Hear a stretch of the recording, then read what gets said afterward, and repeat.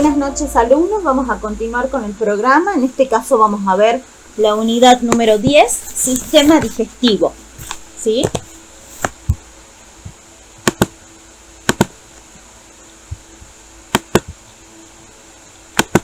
Y deben saber que el conducto digestivo comienza en la boca y va a terminar en el ano. ¿Sí? La principal función del sistema digestivo va a ser de manipular los alimentos que ingerimos de manera tal que puedan ser transportados al torrente circulatorio. Vamos a ver que el abdomen se divide en 4 cuadrantes: cuadrante superior derecho, izquierdo, cuadrante inferior derecho y cuadrante inferior izquierdo. Y también en algunas bibliografías van a observar que al abdomen lo dividen en 9 regiones. Hipocondrio derecho, epigastrio, hipocondrio izquierdo. Luego tenemos región lateral derecha, que también se la puede denominar como flanco derecho, región umbilical y región lateral. Luego, de abajo de la región umbilical vamos a encontrar el hipogastrio y a la derecha de la región inguinal derecha, que también se la suele denominar como fosa ilíaca derecha. En este sector, región inguinal izquierda, también se la puede denominar como fosa ilíaca izquierda. También vamos a encontrar las diferentes capas que tiene el abdomen. La primera capa sería la piel. Por debajo de esta vamos a encontrar una fascia superficial, que la primera fascia es grasa, ¿sí?, que se denomina fascia de Campar, y justo por debajo de esta una capa membranosa que se denomina fascia de Scarpa. Por este sector, también por debajo ya de estas capas, vamos a encontrar los músculos, tanto el oblicuo externo, que es este que ven acá, por debajo de el músculo oblicuo interno, ¿sí?, más por debajo el músculo transverso del abdomen y por último la fascia transversalis, ¿sí?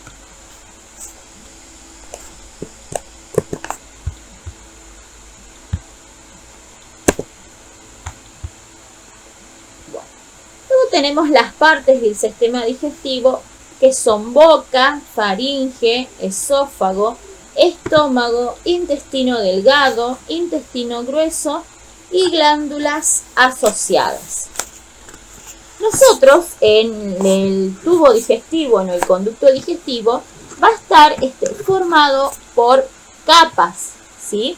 Estas capas son 4 y vamos a comenzar con la membrana mucosa, la submucosa, la muscular externa y por último la membrana serosa.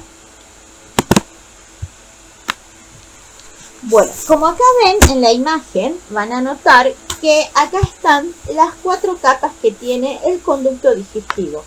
La primera capa, que es la capa más interna, que se denomina capa mucosa, está compuesta por el epitelio mucoso, tejido conjuntivo, que es la lámina propia, y músculo liso, que también se le dice muscularis mucosae.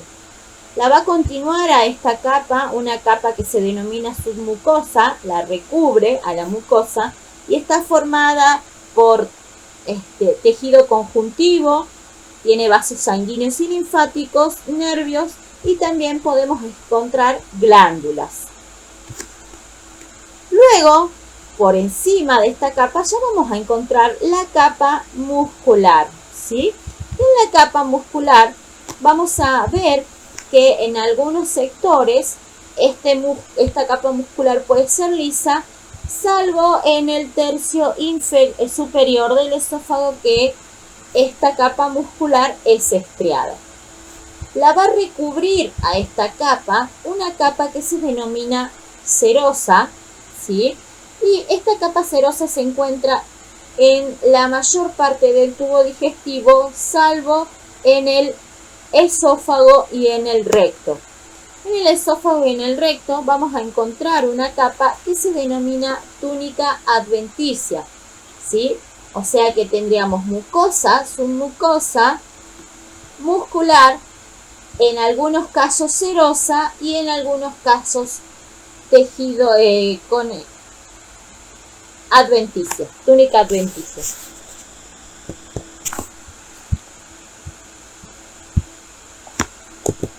Bueno, después tenemos lo que es el peritoneo. Y el peritoneo es una membrana serosa que está formada por tejido conjuntivo y que va a constar de dos capas. Una capa que es la capa parietal o peritoneo parietal, que va a recubrir las paredes internas de la cavidad abdominal, y el peritoneo visceral, que recubre total o parcialmente los órganos que están situados dentro de la cavidad abdominal. Entre ambas capas, es decir, entre la hoja visceral y la hoja parietal, vamos a encontrar una cavidad que se denomina cavidad parietal y que va a contener una pequeña cantidad de fluido lubricante que va a permitir a ambas capas deslizarse entre sí. ¿Cuáles van a ser las funciones del peritoneo? Este es para servir de soporte de varios órganos que hay en la cavidad abdominal y que hace posible su movilidad, ¿sí? El peritoneo también va a permitir que los vasos sanguíneos alcancen los órganos del abdomen. Esta función es de especial relevancia en el mesenterio, a través de la cual transitan las ramas de la arteria mesentérica superior que van a irrigar al intestino delgado. Sirve también como barrera y protección ante diferentes microorganismos y va a actuar como aislante térmico, manteniendo una temperatura constante de los órganos del abdomen.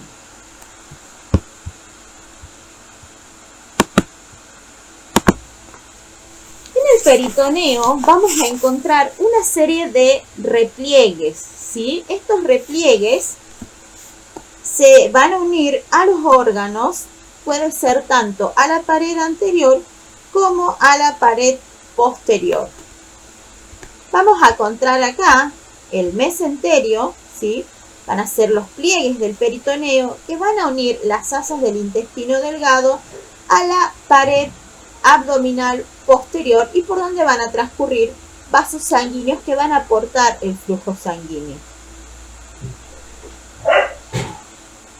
Luego tenemos el mesocolon, que está ubicado acá, bien, y cumple una función similar al mesenterio, pero va a unir el colon a la pared posterior del abdomen. Luego vamos a encontrar el epiplón, tanto el epiplón menor como el epiplón mayor, ¿sí? El epiplón mayor, o también se lo denomina gastrocólico, va a unir al estómago con el colon transverso, mientras que el epiplón menor va a unir el estómago con el hígado.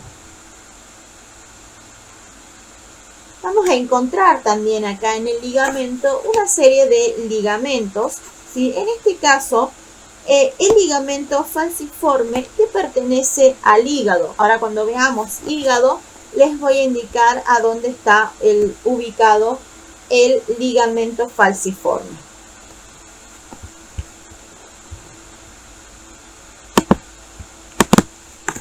Bien, como yo les decía, la primera porción de nuestro sistema digestivo es la boca, ¿sí? La boca o cavidad oral va a constituir la primera porción del tubo digestivo. Vamos a encontrar un labio superior, un labio inferior, ¿sí? Luego vamos a tener un frenillo labial superior y un frenillo labial inferior. Luego vamos a encontrar el raspe palatino y esto que ustedes ven acá sería lo que es el paladar duro, y por detrás vamos a encontrar el paladar blando. Esto que ustedes conocen como campanita se la denomina úvula. Bien, esto que ven acá, en estos ambos sectores, tanto derecho como izquierdo, encontramos las amígdalas palatinas. En la boca también vamos a encontrar los conductos de la glándula submaxilar. que están ubicados acá. Vamos a encontrar también el frenillo lingual, la lengua y dos arcos. Un arco que se denomina palato glosal o glosopalatino y por detrás o más posterior el arco faringio palatino o palato faringio.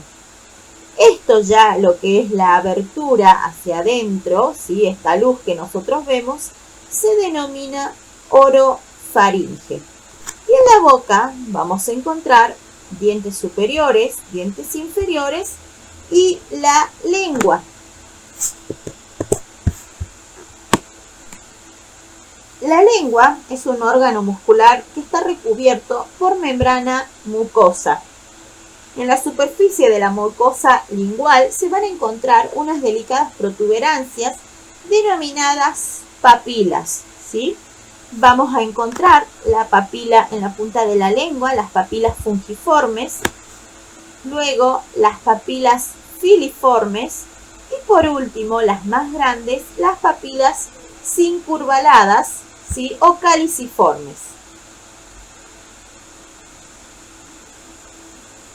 Las papilas filiformes, que son las que tenemos en el medio de la lengua, son las de menor tamaño, pero son las más abundantes, las más puntiagudas, y en este sector no vamos a encontrar los corpúsculos gustativos, es decir, que en este sector no vamos a sentir el gusto, ¿sí? Las planillas fungiformes, que son las que están en la punta de la lengua, son aplanadas y se distribuyen de una manera independiente, bien, y acá sí encontramos corpúsculos gustativos. Por último, las papilas circunvaladas o las caliciformes, que yo les decía que son las más grandes, tenemos un número aproximado de 12, ¿sí? Las de mayor tamaño, y se disponen cerca de la porción posterior de la lengua, donde van a formar la denominada B lingual, ¿sí? Estas papilas contienen un gran número de corpúsculos gustativos, mientras que, como les decía, las fungiformes sí los tienen, pero en menor cantidad. Por detrás de la papila circunvalada vamos a encontrar el surco terminal y por detrás de este vamos a encontrar a la amígdala lingual.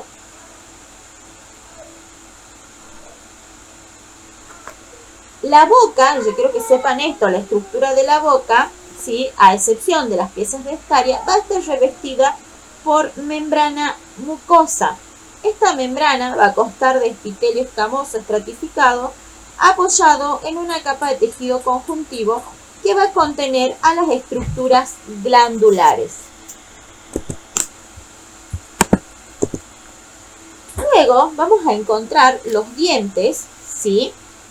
Ustedes van a notar en la imagen que el diente tiene diferentes partes. Lo que ven acá ustedes es el esmalte dental, ¿sí? Que sería lo que es la corona. Luego encontramos un cuello. Y por último vamos a encontrar la raíz. Si venimos para este sector vamos a encontrar esto que ustedes ven acá que se denomina dentina. Luego viene la pulpa, ¿sí? Y esto que son los nervios, vasos sanguíneos, y también encontramos los conductos de la raíz. Vamos a tener en nuestro comienzo de la vida dos tipos de dientes. Primero vamos a tener los dientes temporales, ¿sí? Que aparecen alrededor de los 6 meses y van cambiando hasta que tenemos 20 años. En la parte superior vamos a encontrar dos incisivos centrales. Estos de acá son los incisivos laterales. Luego vamos a encontrar los caninos, o lo conocen comúnmente como colmillos. Luego, dos primer molares y por último, dos segundo molar. Esto sería lo que son los dientes temporales, ¿sí? El diente va a ser una estructura dinámica que va a ir respondiendo activamente a los cambios metabólicos producidos durante toda la vida del individuo. Y acá tenemos luego los dientes ya permanentes. Ya acá encontramos dos incisivos centrales, dos incisivos laterales, dos caninos, pero acá ya vemos que hay dos pares de premolares, bien, y encontramos 6 premolares, 3 a cada lado. También en la boca vamos a encontrar glándulas. Estas glándulas se denominan glándulas salivales. Tenemos 3 pares de glándula, la parótida, la submaxilar y la glándula sublingual. Estas glándulas salivales van a verter sus secreciones en la cavidad bucal. Esta secreción de las glándulas salivales van a hacer que se constituya la saliva, ¿sí?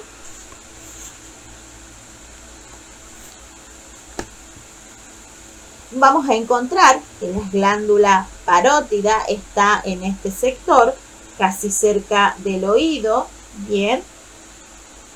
Luego vamos a encontrar la glándula submaxilar, es decir, acá en este sector, bien.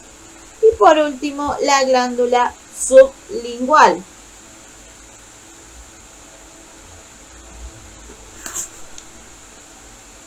¿Cuál va a ser la función de estas glándulas salivales? ¿Sí? La principal función de estas glándulas salivales va a consistir en producir la saliva, que va a ayudar a la digestión de los alimentos por varios motivos. ¿Por qué? Porque va a proporcionar líquido para disolver los alimentos, porque va a humedecer los alimentos facilitando así su posterior deglución, porque en la boca es donde se inicia la digestión química y por último porque va a mantener lubricada toda la superficie de la cavidad oral.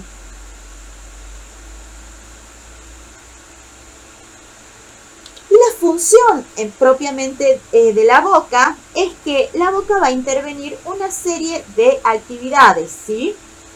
Recuerden que a partir de la lengua vamos a tener la sensibilidad gustativa, la disolución de los alimentos a través de la saliva, la descomposición mecánica de la comida. ¿Por qué? Porque nosotros vamos a hacer con los dientes, la lengua y los carrillos la masticación, vamos a empezar a triturar esa comida. Luego también en la boca comienza la primera digestión, que es la digestión química, y también vamos a deglutir con la boca. Acá van a actuar la lengua, la saliva y el paladar. Y otra función también súper importante de la boca es la vocalización, que acá intervienen la lengua, los labios y los carrillos. Y por último, la excreción, que son de las glándulas salivales. Como resultado de estas funciones, ¿sí?, los alimentos que ingresan a nuestra boca, ¿sí?, se van a convertir en un denominado en realidad bolo alimenticio, que a posteriori va a ser deglutido. Y acá tenemos, nosotros ya lo vimos en sistema respiratorio, la faringe con sus 3 porciones, nasofaringe, orofaringe y laringofaringe, y solamente la faringe va a servir de paso a los conductos respiratorio y digestivo. Bien. Luego tenemos el esófago, y el esófago es un conducto musculomembranoso de unos 25 centímetros de longitud aproximadamente, que va a conectar la faringe con el estómago. El esófago va a estar situado en un plano torácico profundo, justo por delante de la columna vertebral, donde los cirujanos, si quieren llegar al esófago, tienen un inconveniente porque es muy profunda la ubicación. Entonces es un órgano de difícil acceso. En el esófago vamos a encontrar las capas, ¿sí? Pero recuerden que acá ya no encontrábamos la capa serosa, ¿sí? Lo primero que tenemos es la capa mucosa, que es la capa más interna, la continúa la muscular, ¿sí? También tenemos, la continúa la submucosa, la muscular, bien, en este caso circular y longitudinal, y también la va a continuar por encima de esta la túnica adventicia. ¿Cuál va a ser la función propiamente dicha del esófago? Va a ser de guiar o de conducir el bolo alimenticio desde la faringe hasta el estómago, ¿bien? Lo cual se consigue mediante el proceso de la deglución. Este proceso de deglución lo vamos a encontrar por 3 etapas. La primera etapa, ¿sí?, que es la fase voluntaria, ¿bien?, donde acá el bolo alimenticio va a pasar hacia la bucofaringe. Es decir, después de la masticación, el alimento se va a convertir en un bolo. Recuerden que eso era gracias a los dientes, a la saliva, ¿sí?, y hacia la lengua. Y ese bolo va a ser impulsado hacia atrás al interior de la faringe gracias a la acción de la lengua. El bolo alimenticio, que nosotros contenemos en la boca, va a estimular los nervios aferentes, cuyas terminaciones se encuentran en la faringe, en el paladar blando y en los arcos glosopalatino y faringopalatino, haciendo que esos terminaciones nerviosas envíen impulsos hacia el tallo cerebral. A continuación de ese impulso, el centro reflejo, que va a estar situado en el tallo cerebral, va a enviar un impulso eferente para llevar a cabo la segunda fase de la deglución, ¿bien?, que es la fase faríngea. Acá el bolo alimenticio pasa hacia el esófago de manera involuntaria. ¿Cómo es esto? El paladar blando se va a elevar y entra en contacto con la pared posterior de la faringe. Miren, esto es la boca, bien, esto es la lengua. Nosotros ya hagan de cuenta que tenemos el bolo alimenticio, ¿sí?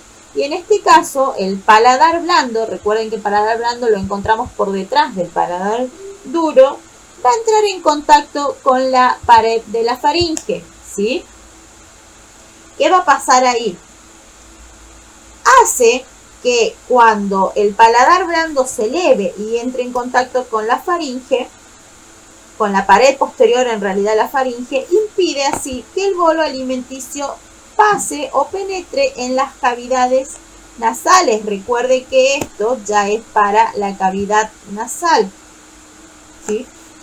Al mismo tiempo que está sucediendo esto, se va a interrumpir la respiración y la laringe va a ser traccionada hacia arriba y adelante por debajo de la epiglotis, ¿bien?, para impedir que el bolo penetre en las vías aéreas y se dirija directamente hacia el esófago, ¿bien? Luego tenemos la tercera fase, que se denomina fase esofágica. Acá el bolo alimenticio también va a pasar desde el esófago hacia el estómago de manera involuntaria. En esta fase, el bolo alimenticio es empujado hacia abajo en el interior del esófago. ¿Gracias a qué? Gracias a unas contracciones que se van a dar en el esófago, ¿sí?, por la capa muscular que tiene ese esófago, que se denominan ondas peristálticas, ¿sí? El peristaltismo también es un acto reflejo cuyos receptores se van a encontrar en las paredes esofágicas, ¿sí?, y su centro en el tallo cerebral, ¿bien?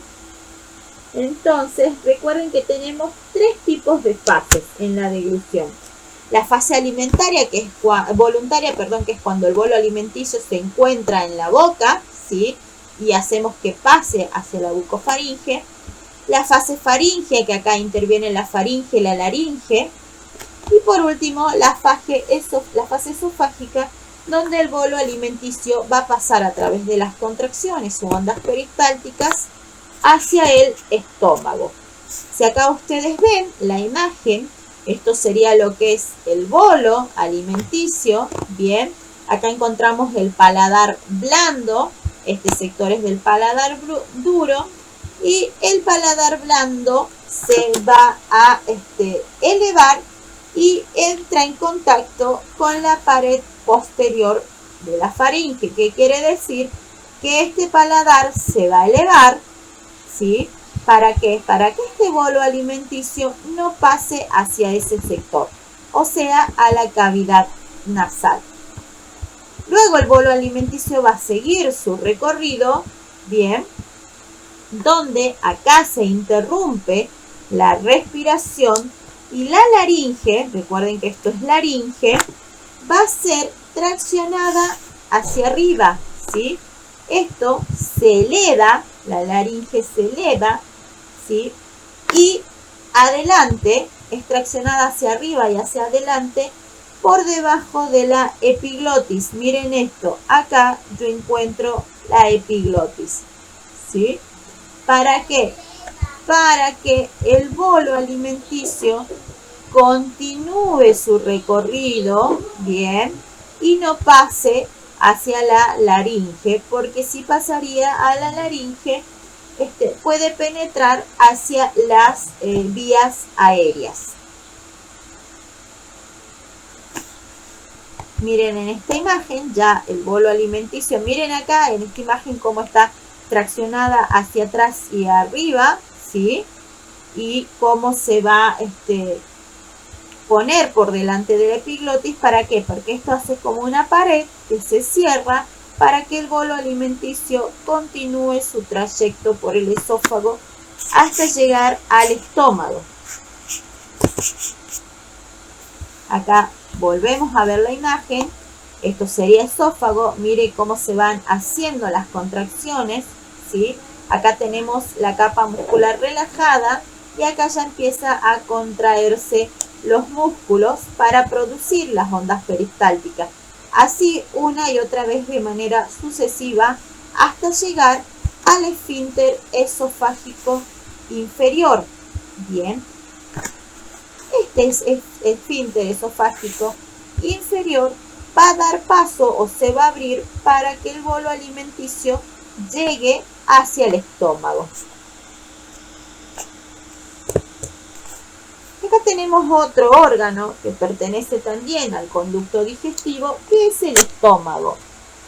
Y el estómago es una porción dilatada del conducto digestivo que va a estar situado en la parte superior izquierda de la cavidad abdominal por debajo del diafragma. El estómago presenta dos curvaturas importantes, una curvatura mayor, una curvatura menor, y una porción del estómago, el fundus, se extiende por encima de la unión entre el estómago y el esófago. Bien, esto es el fundus.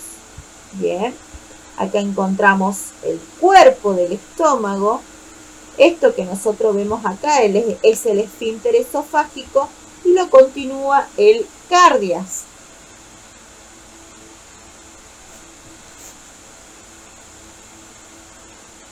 Continuamos con el estómago, ¿sí? Y vamos a encontrar un esfínter que se denomina esfínter pilórico, para luego ya encontrar al píloro, que se va a unir con la primera porción del intestino delgado. La estructura del estómago va a estar compuesta también por mucosa, ¿sí? Por tejido conjuntivo, por músculo liso. Y cuando el estómago está vacío, la membrana mucosa que encontramos va a estar replegada en unos pliegues denominados arrugas.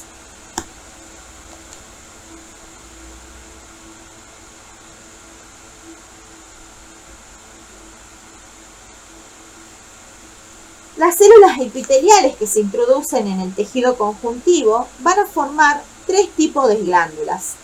las glándulas cardíacas que se sitúan acá cerca del esfínter cardíaco, las glándulas pilóricas que se sitúan acá en este sector, en el píloro. Y estas glándulas, tanto la glándula cardíaca como la glándula pilórica, van a producir material mucoso. Luego tenemos las glándulas fúndicas, que van a ocupar la porción restante del estómago y que van a tener diferentes tipos de células, que la función de estas células van a hacer de que en el esófago se produzcan una serie de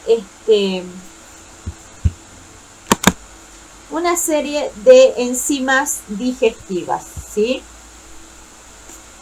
Las células parietales que encontramos en el estómago van a fabricar ácido clorhídrico.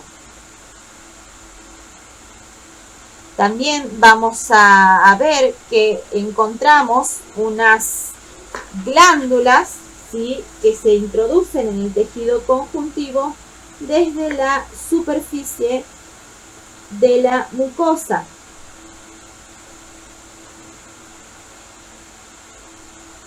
¿Cuál va a ser la función del estómago? El estómago va a segregar una gran cantidad de jugo gástrico, ¿sí?, y este jugo va a hacer que se humedezcan los alimentos que nosotros ingerimos y los va a disolver en partes, ¿sí? El jugo gástrico es ácido porque contiene ácido clorhídrico. Recuerden que este ácido es segregado por las células parietales, ¿sí? Y también este jugo gástrico contiene enzimas digestivas que participan en la descomposición química de los alimentos. Las contracciones de las paredes musculares van a actuar sobre los alimentos, reblandeciéndolos y desintegrándolos, ¿bien? Cuando el estómago finaliza ya su actuación, es decir, su función, este bolo alimenticio que ingresó en el estómago ya no tiene la misma consistencia, sino que ya toma una consistencia como de una sopa de arvejas, ¿bien? Una sopa de arveja espesa, ¿sí?, que se denomina quimo.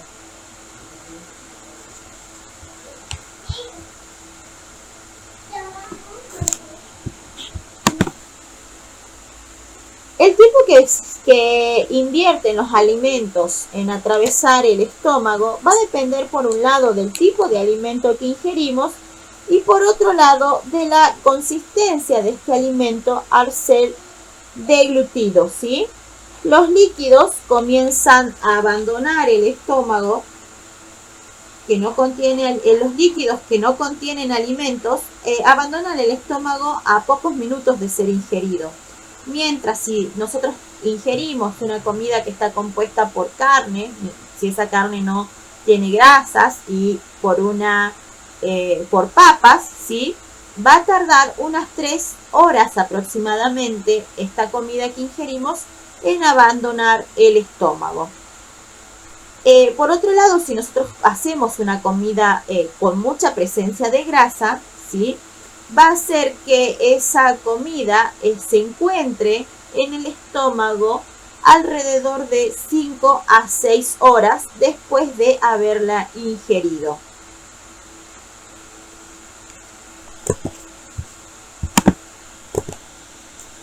¿Cuáles son las funciones del estómago? Va a mezclar la saliva, el alimento y el jugo gástrico para formar el quimo, ¿sí?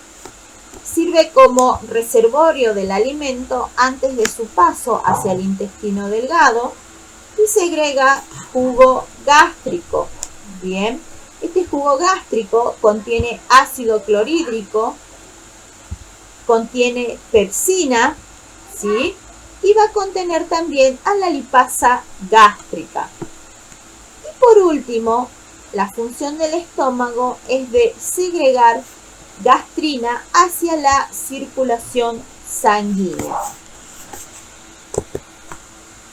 Lo va a continuar al estómago el intestino delgado, y el intestino delgado está compuesto por 3 partes. La primera parte o primera porción es el denominado duodeno, lo continúa el yeyuno y por último el ilion. El intestino delgado es la porción más larga del tubo digestivo, ¿sí? Y se va a ir enrollando y replegando sobre sí mismo.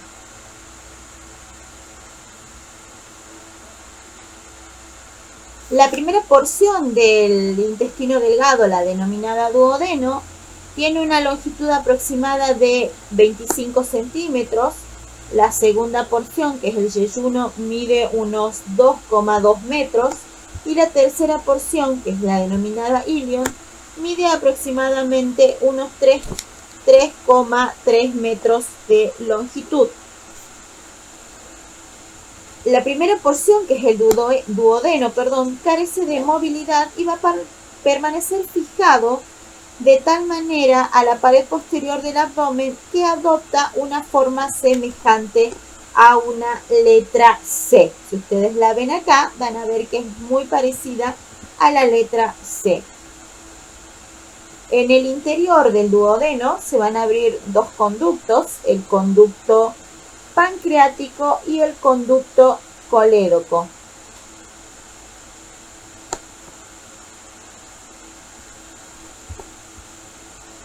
Las otras porciones del intestino, es decir, el yeyuno y el ilion, sí están provistas o dotadas de una movilidad. ¿Sí? Acá también vamos a encontrar contracciones peristálticas.